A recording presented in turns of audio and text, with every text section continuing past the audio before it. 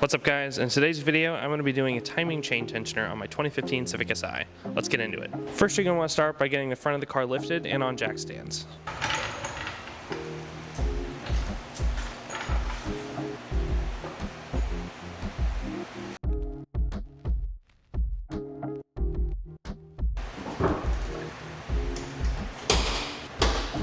After that you're going to want to get the passenger side front wheel removed.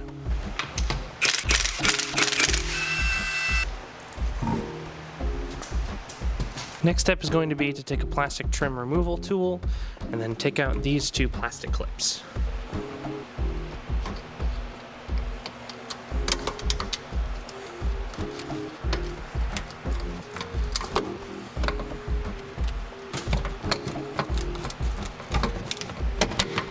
Then you're going to want to make sure you folded that whole splash guard out of the way.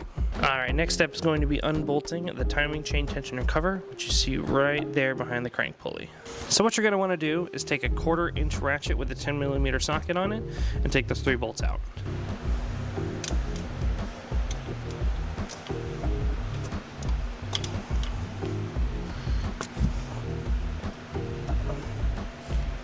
They're not on there very tight, they should only be torqued to 9 foot-pounds.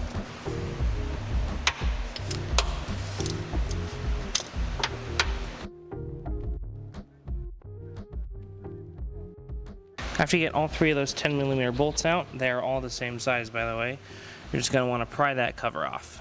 Up under here, a little saw.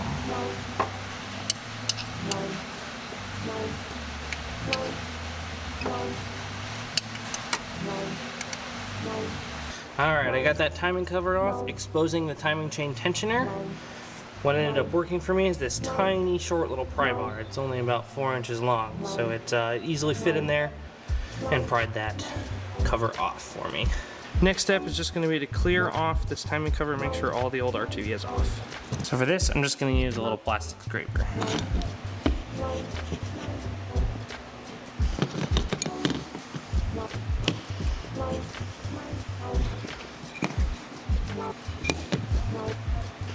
With one of these, there is no risk that you're going to gouge this steel cover plate, so it makes the most sense for getting all this stuff off.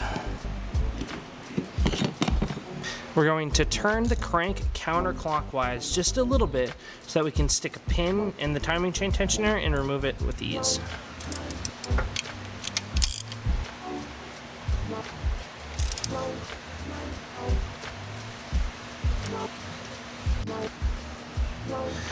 So I've gotten in there and I rotated the crank backwards just a little bit and then got a small tiny little Allen key, I believe it's 1.5mm, inserted into the pinhole.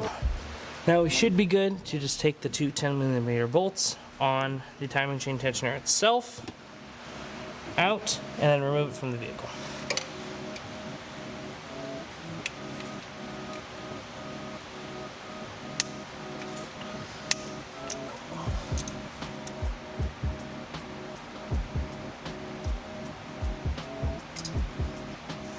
Okay, that's 1 bolt. Just gonna work with a deep 10mm socket.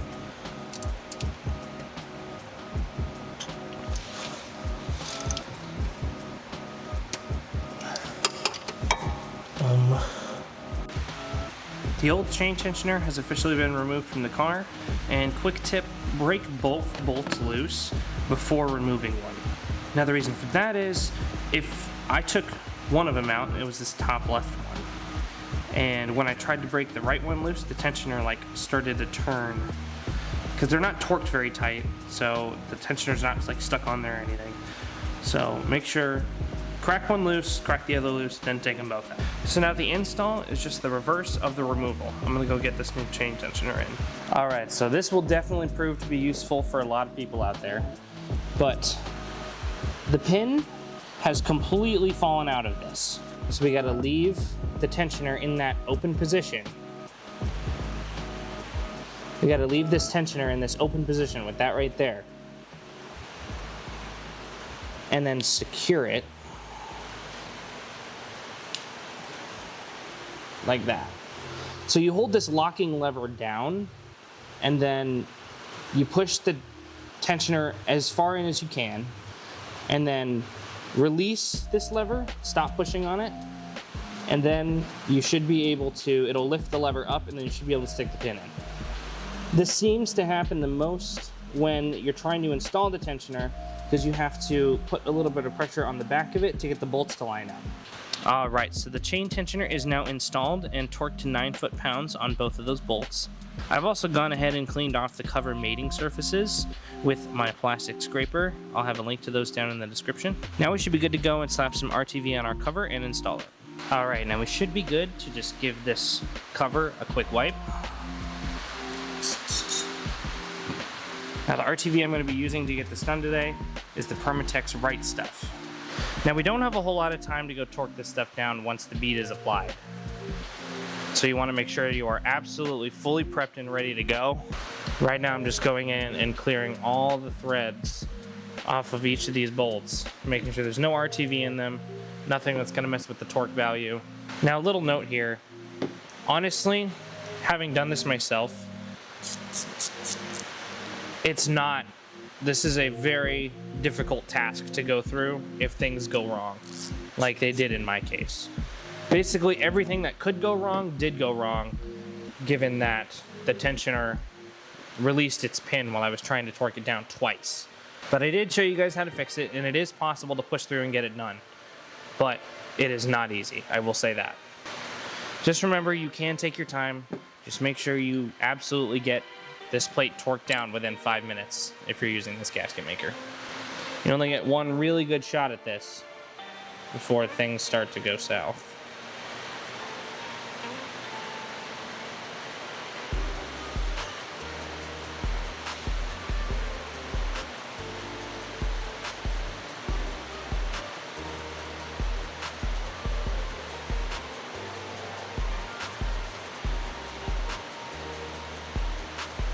Alright, now we have 5 minutes to go and torque this down.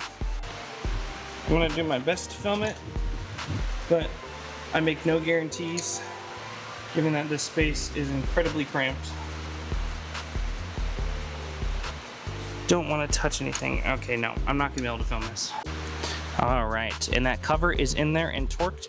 All 3 of those bolts need to go to 9 foot-pounds. So now we should be good to just clip the splash guard back in place and put the wheel back on the car and put the car on the ground. All right, and with that, the timing chain tensioner is complete. Just gotta wait a few minutes for that RTV to cure a little bit. Then we should be good to go start the car and check and see if there's any rattle. There might be rattle on the first startup. That's why you want to let the engine run for a little bit, let it cool down again, and then check and see if there's any rattle. Should be fixed after this. If you like this video, please feel free to give it a thumbs up, subscribe down below, and I'll catch you guys in the next one. Peace. All right, well, here's hoping it doesn't decide to make bad noises. Oh, God.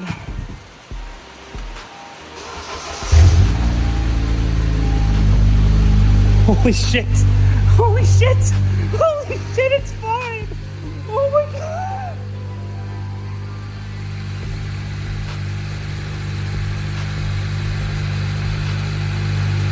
Oh my God.